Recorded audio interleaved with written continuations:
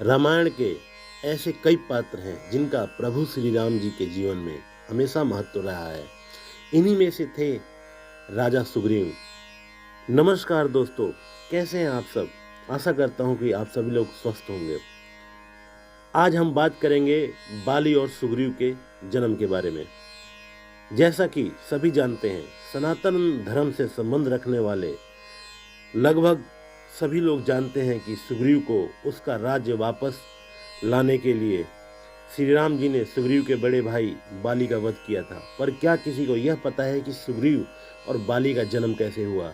तो अगर नहीं पता तो चलिए आज हम आपको इस वीडियो के माध्यम से बताएंगे कि सुग्रीव और बाली का जन्म कैसे हुआ। ऋष्यमुख पर्वत पर एक बहुत ही विशाल बानर रहता था जिसका नाम था ऋक्षराज। किसी ने उससे पूछा कि इस पर्वत का नाम ऋष्यमुख क्यों पड़ा? तो उसने कहा कि रावण के द्वारा सताए हुए कई ऋषि एक साथ एक जगह मूक यानी मौन होकर रावण का विरोध कर रहे थे। रावण जब विश्व विजय के लिए वहां से निकला तो उसने एक साथ लाखों ऋषियों को एक जगह एकत्र देखकर पूछा कि इतने सारे महात्मा लोग यहाँ क्या कर रहे हैं?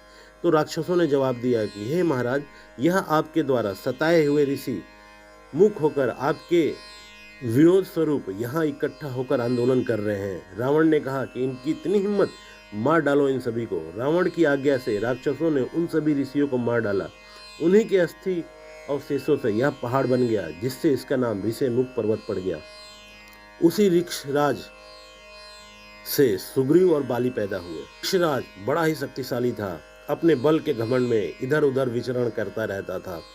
उस पर्वत के पास में ही एक बहुत ही सुंदर तालाब था, लेकिन उस तालाब की यह विशेषता थी कि जो भी उसमें स्नान करता था वह स्त्री के रूप में बदल जाता था। ऋक्षराज को यह बात मालूम नहीं थी। मस्ती में एक दिन वह उस तालाब में कूद पड़ा और जैसे ही बाहर आया तो उसने देखा कि वह एक बहुत सुंदर स्त्री के रूप में बदल चुका है। यह देखकर उसे बहुत शर्म महसूस हुई, परंतु वह क्या कर सकता था।